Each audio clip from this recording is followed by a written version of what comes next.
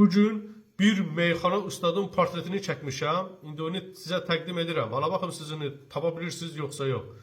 Bunu da sizin nəzərinizə çatdırım ki, haman o meyxana ustadın tayı bərabəri yoxdur. O bir neçə dənə güclü meyxanaçıları haman o meyxanaçı yetişdirib. O hatta becərisində də öz sözünü orada da demişdi. Belə-belə işlər, nəysə